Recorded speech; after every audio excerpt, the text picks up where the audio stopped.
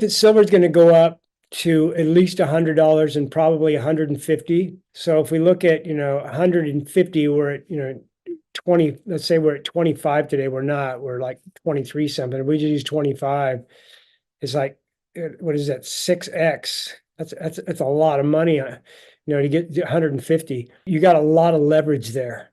Now, but on gold, you're at 2,000. I think it could go to 8. And so that's like 3x your money, a little bit better than that. Silver, even if gold really explodes, I don't think it's going to get to 8,000, but I think 4 to 5,000 is kind of in the ballpark. Drawing on decades of experience in the gold and silver market, DonDurrett provides valuable insights into which precious metal offers a more compelling investment, covering both bullion and mining stocks. Many expert analysts foresee a rise in the price of gold, with projections extending from 2025 to 2030.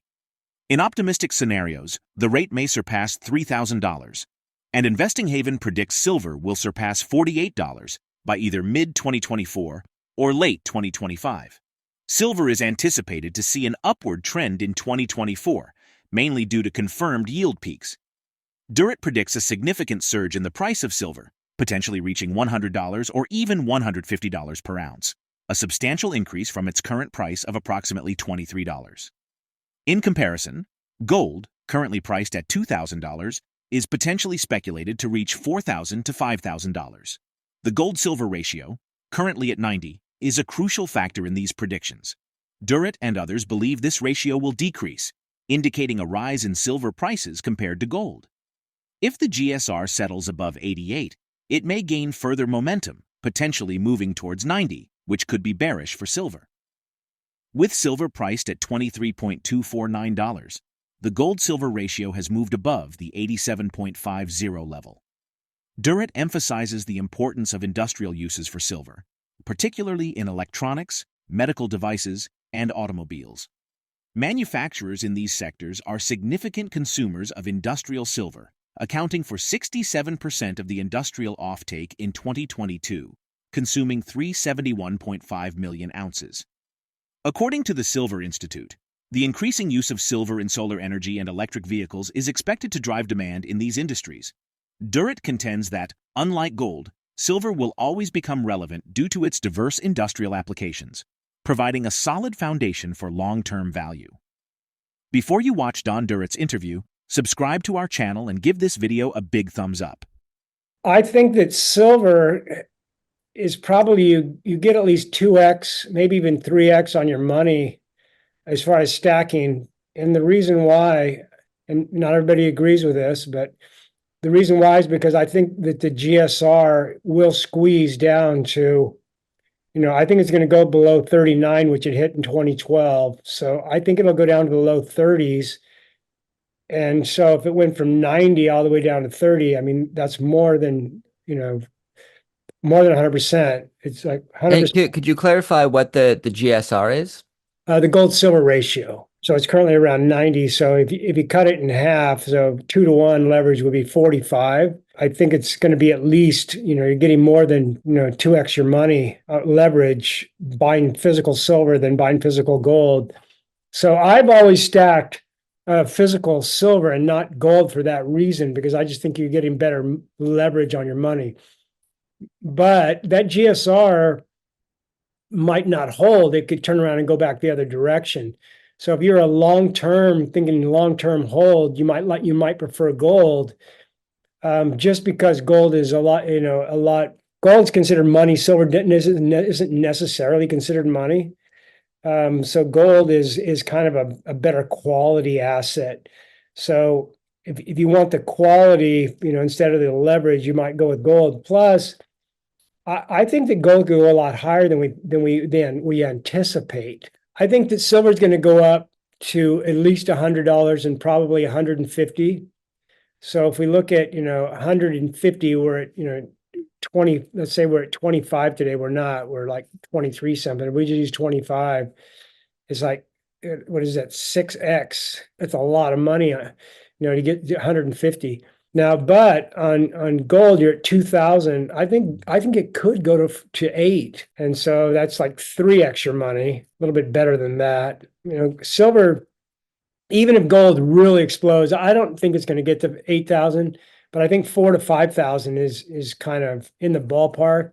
But 4,000 is only 1x your money versus 6x. And then if it goes, to 6,000, your 2x your money. You can see where silver to me, it just has so much more potential leverage. I'd rather stack silver than gold. And that's what I do stack. There's going to be this tug of war between gold and Bitcoin of what is the popular store of value. That's not a war gold really wants to have. It could lose that war. And so gold could become potentially irrelevant towards the end of this decade. But silver will never become irrelevant because silver has all these usages, in electronics, in medical devices, in automobiles. So silver actually has a much better use case, if you will, for long-term survival, I think, than gold. So I like silver. You have number one, you have the leverage, and then number two, I think it has better long-term survivability versus gold, which is kind of an odd thing. But even with crypto, I don't think crypto touches silver's value. This is what gets really odd, is that some people believe that silver will become more valuable than gold, which a 1-to-1 GSR. So when I add up all the data points, I'm like, I'm going to own silver. During a week characterized by notable economic and geopolitical events, the resilience of spot silver stood out as it concluded the week with minimal fluctuations, settling above $23 per ounce. This stability occurred against reactions to pivotal economic indicators, offering valuable insights into prospective monetary policies and prevailing investor sentiment. DonDurrett anticipates a pivotal turning point for silver once it surpasses the $30 mark. His outlook aligns with J.P. Morgan's forecast, which envisions silver crossing this significant threshold in 2024. Durrett emphasizes the potential for substantial margins for silver miners, particularly when silver prices reach $50. This insight suggests that the mining sector could witness heightened profitability, drawing attention from investors seeking opportunities in a market where silver prices are upward. Let's get back to the interview. Silver's getting ready to run here for this year from 30 to 50, and once it gets above $30, I think it's going to be off to the races.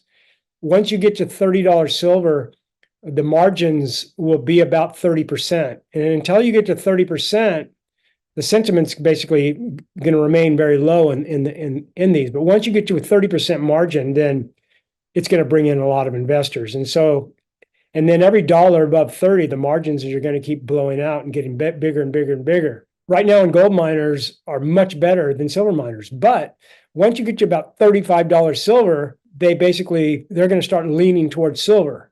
The silver miners are actually going to have higher margins. For instance, once you get to $50 silver, for instance, if your all-in cost is 25, your margins are pretty massive. 25, it's it's a 50% margin. It's a 100% margin. So 50, I think it's even better than that. If you go from $25 break-even cost and $50 silver, 25 and 25, I don't know. Virginia is a 100% margin. I don't think you have 100% margin, so I think it's a 50% margin. But they can get really big in the silver miners versus gold, because gold's not going to make that kind of run. You're not going to have gold run from 2,000 to 4,000, for instance. You're not going to have those kind of margins in gold. So silver has more potential with margins, higher margins, which I think will push up the valuations of the silver miners. So for me, I've been talking about this group of 7 stocks that I've been calling the Mormons, because you want to marry all of them. You want to have 7 wives. So you have Pan American, Hecla, Coeur, First Majestic, Endeavor, Fortuna, and I think Fresnillo is the other one. So you want to have these quality producers that the institutions are going to buy, basically the brand names. So I call those the Mormons. You want to basically own all of them and make sure. And it's been a great opportunity time to buy them because they're all cheap. I mean, they're all basically 5 baggers or better, which is crazy because they've gotten really cheap because the margins are so terrible. I mean, Silvercrest is really the only one that has really good margins of of those 7 stocks, but their margins will improve dramatically as the price of silver goes up. So you want to buy those to the bottom right now. Endeavor like traded yesterday at $1.82, which is just ridiculous. I bought it in 2016 at $1.80, and it's come all the way back. So that one is one of the ones that is just still bouncing the bottom. So you just want to, you buy it at $1.82, and just if it goes lower, buy it at $1.70, $1.60, $1.50, just buy it to the bottom. Some of these others have bounced off their bottoms. I don't know if they'll go back down. Coors trading about 210, 220. It bounced all the way to 350. Now it's back down. I think I'm not sure where it closed today, but I think it's under 350. So maybe it'll go back to 250, maybe. Hecla, if you can get that under $4, but Pan American, I think, is down to 15. If you can get it under 14.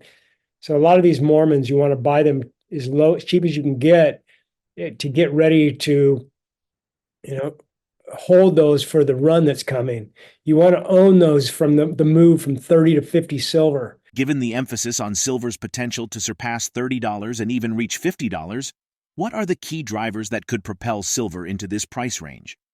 How do you see expert analysts' contrasting forecasts for gold and silver prices influencing investment decisions in the coming years? Share your thoughts in the comment section. If the video resonates with you, join our community by subscribing to our channel and enabling notifications with the bell icon. We aim to reach 5,000 subscribers as soon as possible, and your support could make a big difference. Thank you for being a part of our community.